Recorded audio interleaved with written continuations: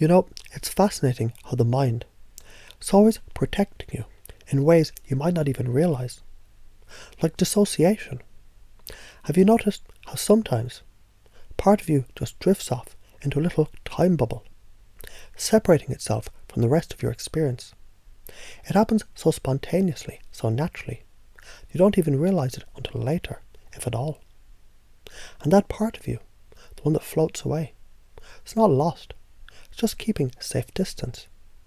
Yet, even as it separates, the rest of you stays deeply connected to the moment, highly reactive to certain contexts, certain situations that feel just a little too much like the original event. It's like an old movie playing on repeat.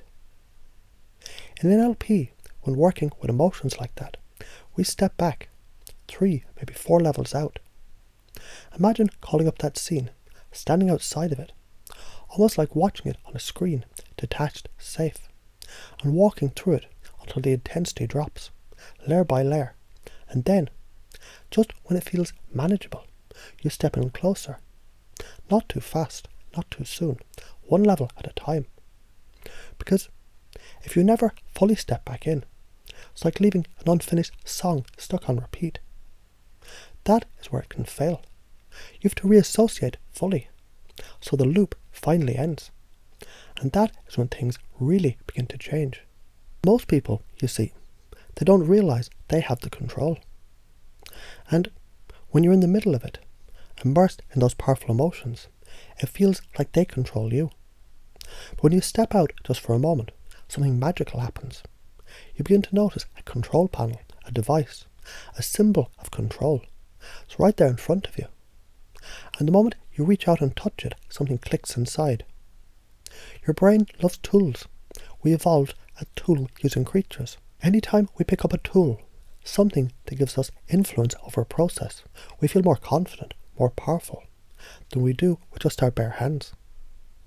That is why we call a good tool intuitive. It mirrors what your neurology already knows deep down inside. And suddenly, something that felt out of control becomes easy to manage. All because now you have a tool, an interface, a construct that lets you turn the dials, adjust the intensity, and rewrite the experience in a way that just feels good. Like turning down the volume on an old memory, softening the edges, or turning it into black and white. And the truth is, a lot of people, they never make this leap. They don't feel like they can. They don't realize they can until you show them how. Until you ask them, where do you feel it?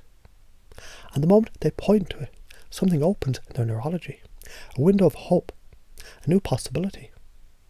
The first time you do this, it's best to keep it light, a pleasurable context, just to get used to the mechanisms, to play with it, experiment.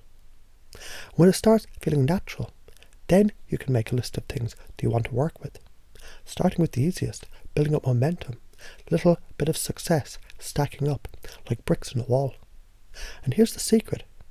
If you can get someone to laugh about their problem, even just a little, you've already gone halfway to resolving it.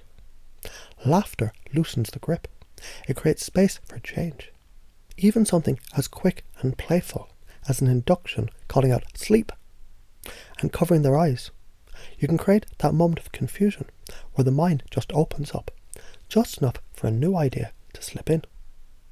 Deeper and deeper, all the way down, with every breath you take, every beat of your heart, change happens naturally. It's funny, isn't it? How people, they often wear the exact colour that symbolises what they need to resolve everything. Like their unconscious, it's already waving a flag, pointing the way. Because deep down, your neurology, it always knows what you need.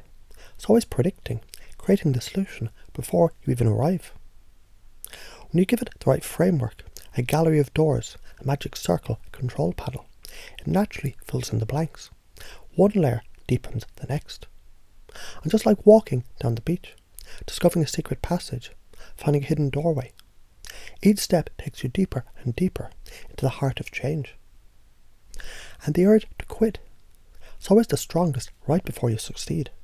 But when you step back, really look, you see how all connections, they're already there, just waiting for you. You can float back in time and tie up the loose ends, watching how the story plays out in reverse. And then, from that same event, you look forward, and everything clicks. Maybe that is why we're drawn to metaphors of transition. Walking into a grey room, the roof opening up, floating up into a womb, or peeling back the layers of old emotions one by one, until they all dissolve like clouds breaking in the sunlight. Each step, each metaphor, takes you deeper into the core of it, a place where resolution just happens. And when you're there, the process works on its own. So just trust the process, trust yourself. Because as strange as it sounds, if you can name it, describe it, you can cause it. Your neurology will follow. It always does. It's creating your experience in every moment, piece by piece.